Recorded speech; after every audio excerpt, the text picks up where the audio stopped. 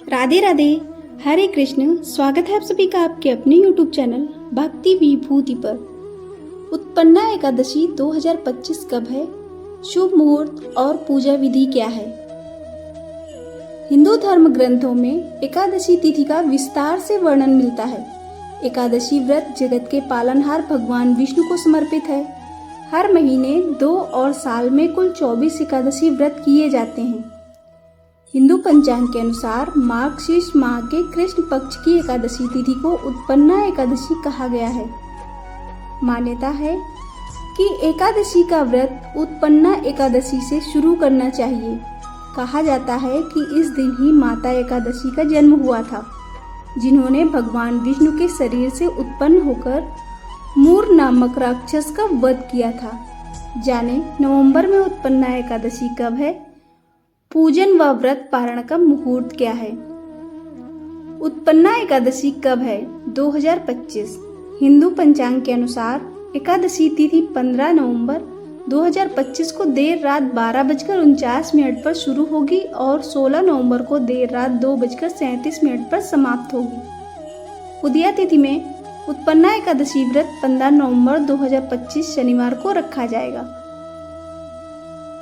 उत्पन्ना एकादशी व्रत पारण का मुहूर्त। उत्पन्ना एकादशी व्रत का पारण 16 नवंबर 2025 रविवार को किया जाएगा।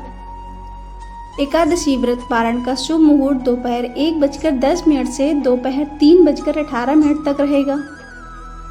उत्पन्ना एकादशी पूजन मुहूर्त 2025 ब्रह्म मुहूर्त सुबह 4:58 से सुबह 5:51 तक। अभिजीत मुहूर्त सुबह 11:44 से दोपहर 12:27 तक।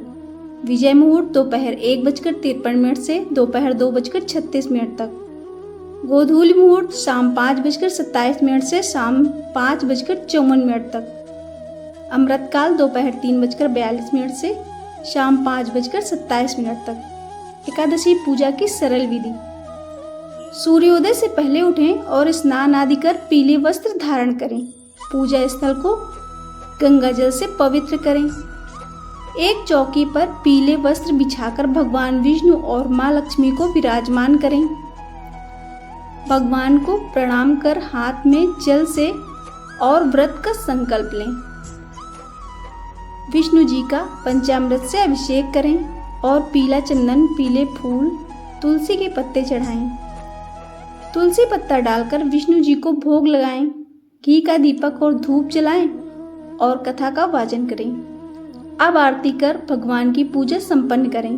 भूल चूक के लिए भगवान से क्षमा मांगें। हिंदू धर्म में एकादशी व्रत का विशेष महत्व है और उत्पन्ना एकादशी को सभी एकादशी की जननी यानी उत्पत्ति माना गया है। धार्मिक मान्यताओं के अनुसार इसी तिथि पर स्वयं देवी एकादशी का जन्म हुआ था, जिन्होंने भगवान विष्णु की शक्ति के रूप में प्रकट होकर मूर नामक राक्षस का वध किया था। इस दिन यदि कोई व्यक्ति व्रत रखता है तो उसे अश्वमेध यज्ञ के बराबर फल प्राप्त होता है। जीवन की परेशानियों से मुक्ति पाने के लिए भी यह व्रत बेहद ही खास माना जाता है। यदि आप भी अपने जीवन में अनचाही समस्याओं से छुटकारा पाना चाहते हैं तो यह व्रत अवश्य रखना चाहिए। आपको यह जानकारी कैसी लगी, कृपया कमेंट करके अवश्य बताएं। जानकारी पसंद आई हो तो वीडियो को लाइक और शेयर करें। ऐसी और भी जानकारी और कहानियों के लिए चैनल को सब्सक्राइब करना ना भूलें। धन्यवाद।